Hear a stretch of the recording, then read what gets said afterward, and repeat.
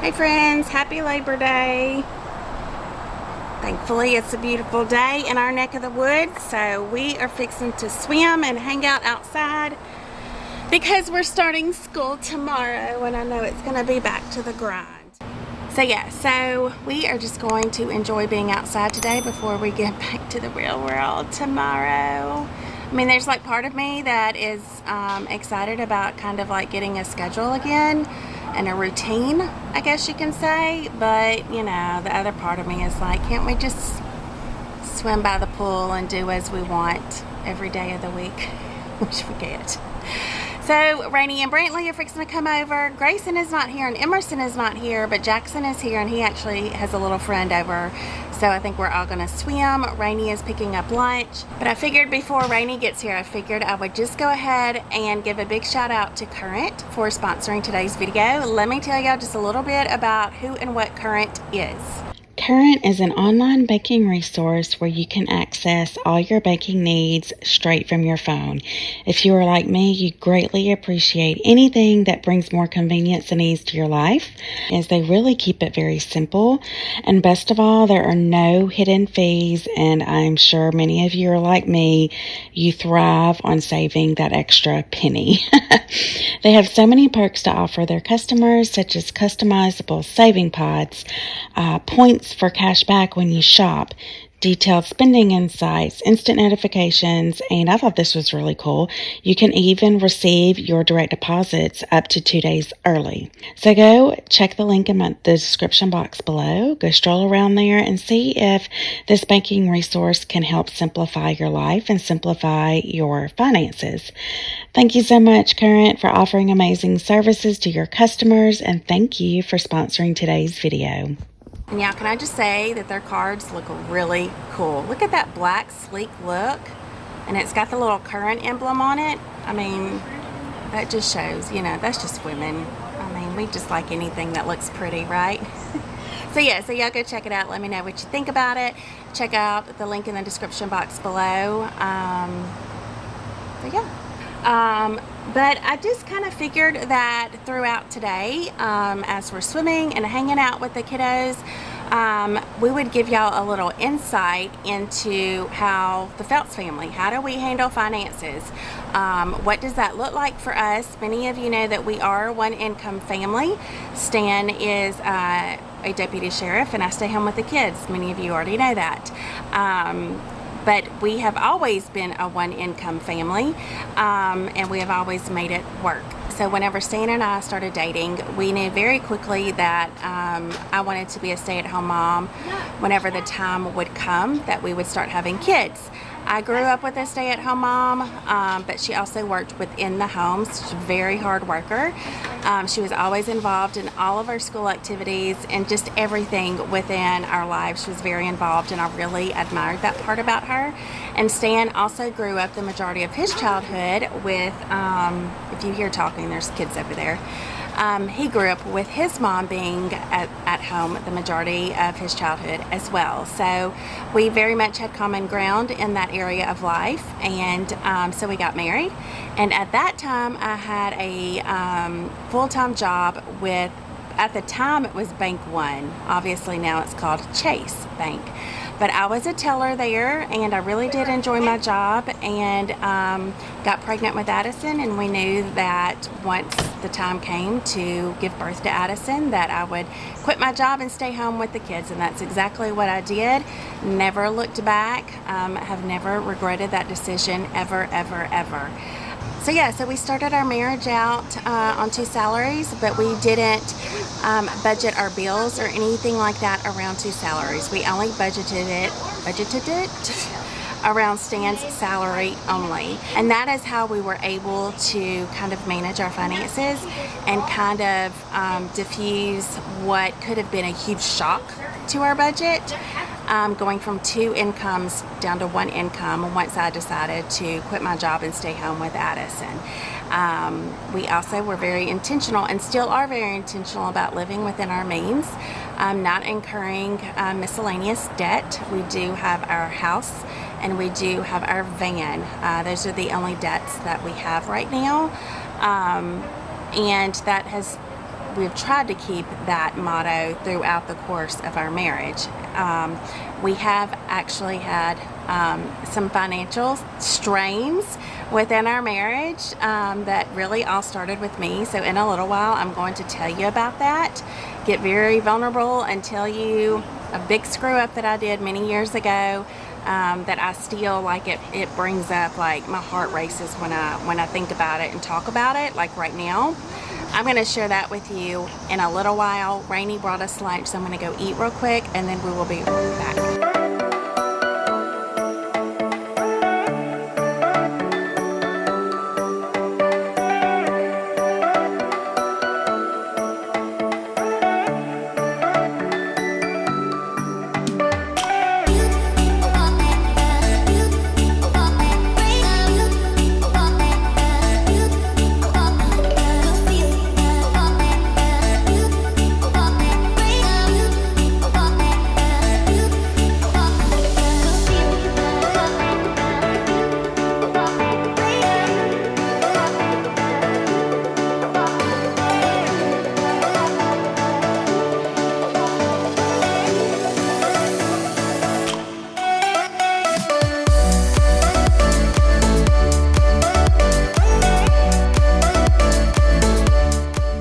Hey, Izzy, you need some water? You need some water? Ready?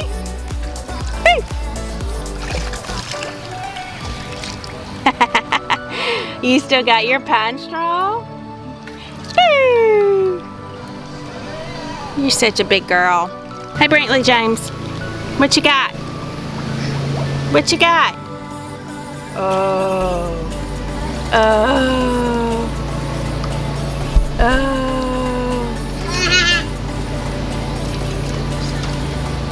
You look like a muscle man with that on. Mika, what you doing? Oh my Lord.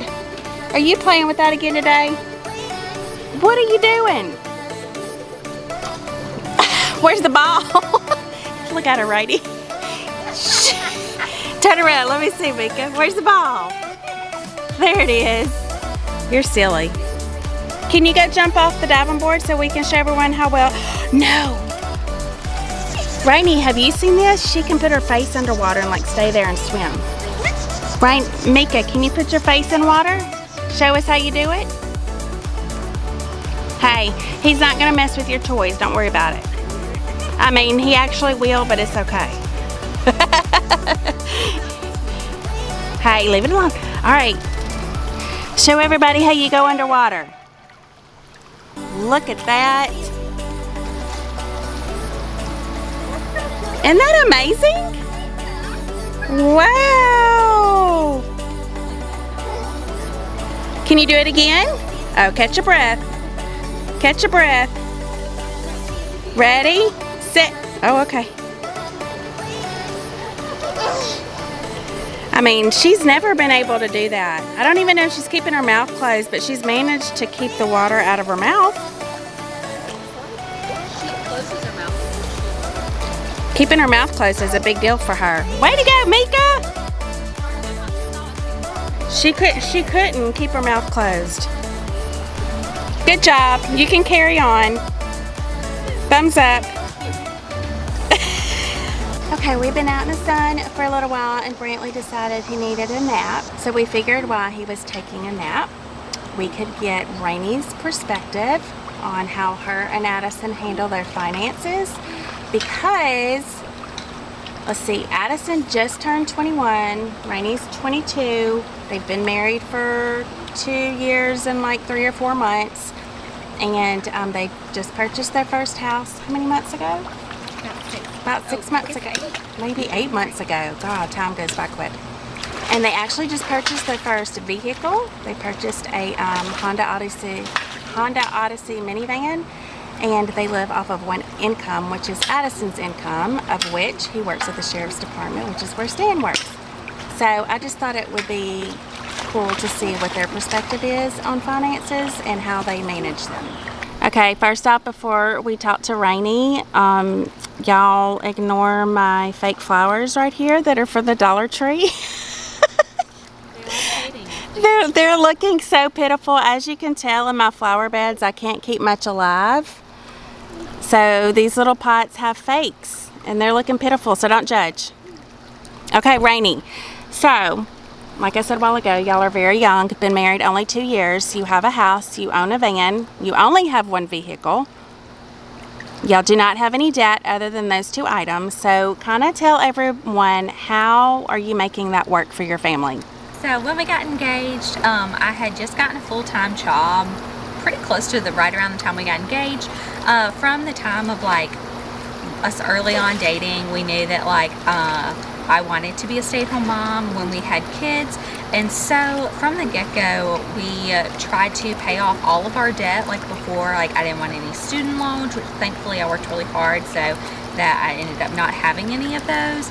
But like we wanted cars paid off, and we just wanted as much stuff. Addison had a mowing business and he did have like a mower finance from that. So when we first got engaged and first got married, over that span of like a year and a half, we paid off everything. And then after that, we just started saving up really good. So Stain and I were talking on a podcast the other day, and we were talking about parenting. We were talking about just all kinds of things. And one of the big things that kept coming back up was knowing your why. Like knowing what is your purpose in making the choices that you're making. And I feel like, I know for us, I mean, just talking about adoption and even finances, and like y'all, you know, we don't buy a lot of extra stuff, and we take one vacation a year, and we don't feel like we're sacrificing anything necessarily, but we're just not spending frivolous money on things that don't really matter because we're a one income family. And I know at times you could get frustrated with kind of like, I wish I had more money to decorate my house or do this, that, or the other. But I'm sure you're like us, your why and your purpose and your reasoning and why you live the way you do comes back and like just keeps you reminded of why you're living the way you're living. Our why really is, we really want to be home, or we really want me to be home with our kids. We really want our kids when they're older to be homeschooled. And we just feel like that's really, really important for us. And so it's more important for me to be able to be home with the kids and be able to homeschool them later in life. So we just do without a few things, and not really do without. It's not. You're not going without. You're just choosing. I'm not going without. It's just I have other things. Your priorities are different. Your priorities are different. Yeah. And so just keeping debt minimum is one of those things. And that's just the main things. And we've always lived off of one income, which I feel like was really helpful. We didn't have to go from 2 incomes to learning how to live off one income. Yeah. I mean, everyone knows that finances can put a huge strain on any marriage. It's a leading cause for divorce and all kinds of stuff. So minimizing debt definitely can help with that. Being on the same board, communicating about the budget and knowing kind of like what's coming in, what's going out. And also another big one that I think is so impressive that you and Addison at such a young age have is a safety fund, like an emergency fund. So tell us, like, well, I mean, y'all have one, which I can imagine takes a huge load off of your shoulders when something breaks or... It really does. I feel like it makes it a lot less stressful when you see towards the end of a paycheck, like you had something break this month, or you had just the random extra expenses that always come up every month. It's always nice to like know that you're okay and like it's all going to be good.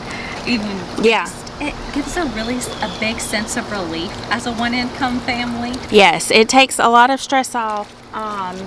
Knowing that you just have that cushion to fall back on, because you are going to have unexpected expenses, and like you're going to have an air conditioner that gives out and you've got to call the repairman, or the dishwasher dies, or all those things. And I know for the longest time Stan and I did not have an emergency account. We did not have a safety fund. We did not have savings of any sort. And I just remember every time something would break, I mean, it would cause the stress to intensify even more, because we didn't always have the money to pay for it. And so having a safety fund, savings account, whatever you want to call it, I think it's a game changer in your finances for sure. Okay, Rainey, thank you for this very informational, wise conversation with you on your finances. I'm so very proud of y'all. Hey guys, Rainey and I, and Mika and Izzy, we played out by the pool for several hours. So now I'm very, very, very tired. I just dropped Jackson off and his friend at jiu-jitsu. So I'm just sitting in the car waiting for about an hour until he finishes up with his class. So back on the subject of finances, because that's just a little bit of what we were just going to talk about today. I mean, honestly, it would probably be very beneficial to sit down and do a really detailed video with Stan, because he has a really good way of articulating just our thought processes and stuff like that. But for now, you're just going to get the tired Ashley version. I think no matter whether you're talking about finances with your spouse or you're talking about finances with your kids, or whoever it may be, communication is key and it's a must. You both have to be on the same page. You both have to know what's expected of each other as far as spending goes or saving goes. You both have to have the same goals in sight. And when I say goals, it doesn't have to be anything huge, you know. We could just talk about, look, y'all know as well as I do, frivolous spending and going to spend $5 here, $10 here, $2 here. That stuff adds up, and that's what gets a lot of people. So just being on the same page is like, okay, this month we're not going to go get any Starbucks, and we're going to save that $100 and put it in our savings account, right? So communication is key, and I don't think that you can do it successfully without great communication. So lack of communication can really make or break you in this area of life. So let me tell you how, because I have experienced it firsthand. Our entire family has. Many years ago, I was always the one in charge of finances, and it had always worked just fine for us. No big deal. I didn't mind doing it, and Stan didn't mind handing it over to me. Well, Stan had to change jobs for a little while, and with that came a pay cut.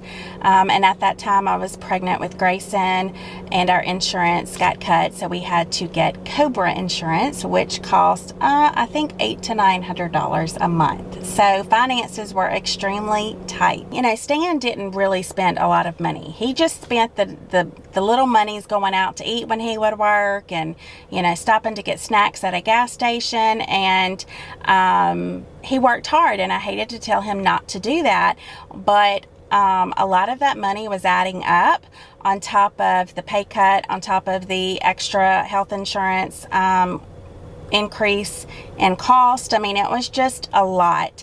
And, you know, it was hard for me to say, hey, babe, we really don't have any money. I need you not to go spend money, please. Because he would kind of freak out, and what he would hear is like, we have nothing. When essentially that's not what I was saying. I'm just saying, like, okay, money is tight. If you're not going to work overtime or anything like that, we've got to cut out a lot of this extra spending. Well, anyways, all of those things, just the extra spending, the pay cut, the increase in the health insurance, it just freaked me out. And I essentially got to where I was not paying our mortgage. I was not paying our mortgage, which then turned into I wasn't looking at any of the mail that was coming in the mailbox, because it was, you know, debt collectors and bills and all of these things that I was just ignoring, because I couldn't talk to Stan about it. I was fearful to talk about it. I was ashamed of like how I was acting. It was so bizarre that I even like made those decisions and choices. It's so bizarre to me still.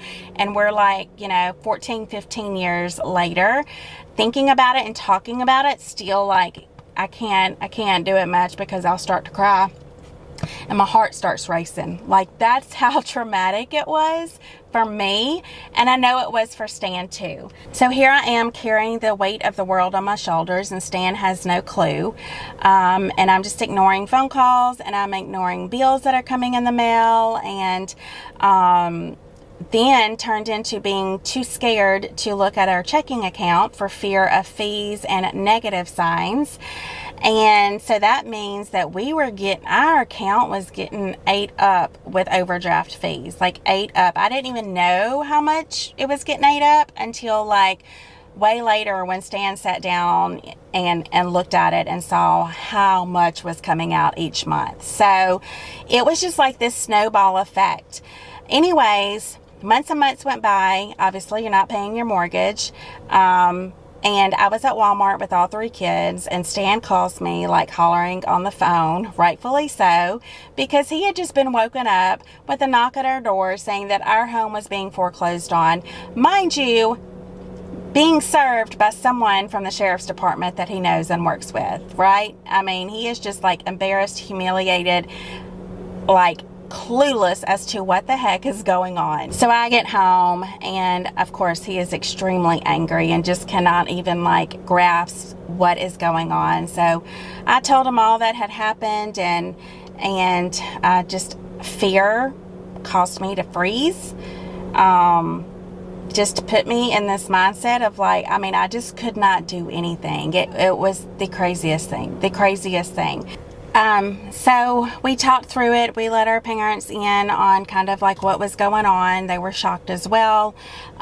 We spoke to his brother Mark, and Mark really helped us kind of like work through it as far as numbers go, and financially, like kind of what we needed to do to get back on track and really correct a lot of the mess ups that I made. It was pretty awesome. While this was all essentially my fault, I was lying to Stan, hiding things from him. I mean, which is just not my personality. He did apologize to me because he felt like, he didn't throw everything on me, but we just weren't checking in with each other. And even when I would drop subtle hints that like we need to kind of stop spending money, no matter if it's $15 or $20 here and there, like we need to stop, he wouldn't really listen to me. And so he did apologize in how he felt he played a part in it, which, in a marriage, there's 2 sides, and whether you know it or not, you are contributing to the challenges at hand, some more than others, and in this case I was more than him, but I just really needed that and respected that even through my screw ups, he was still able to say, you know what, I messed up here too. As the provider of our home, as the leader of our home, I should have seen the signs. I should have known not to like put all of that on my wife. So we worked through all of it, y'all, and we have come out on the other side of it.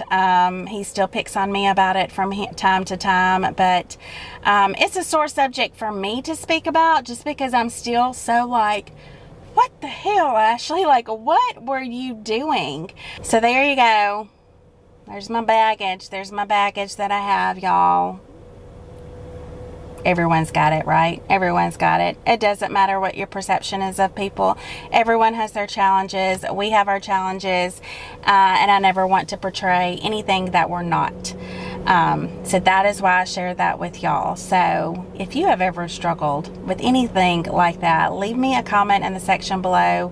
You don't have to tell me your struggles, but just like, hey, you know what? We're all different, yet we're the same in a lot of aspects. Just we struggle with things, and the good thing is you come out better on the other side of it, of which we have.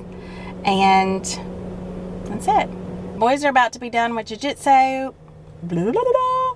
The boys are about to be done with jiu-jitsu, and I've turned my air off for y'all while speaking to you so that the air isn't like interrupting the sound here, and I'm sweating to death. So that is how much I love y'all. I have sweat rolling in places it shouldn't be rolling so that I can share with y'all my life mistakes. You're welcome.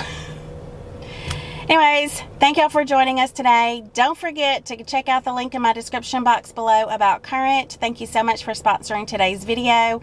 I think it opened up some good conversation. Thank y'all for joining us, and we will see y'all next time. Bye.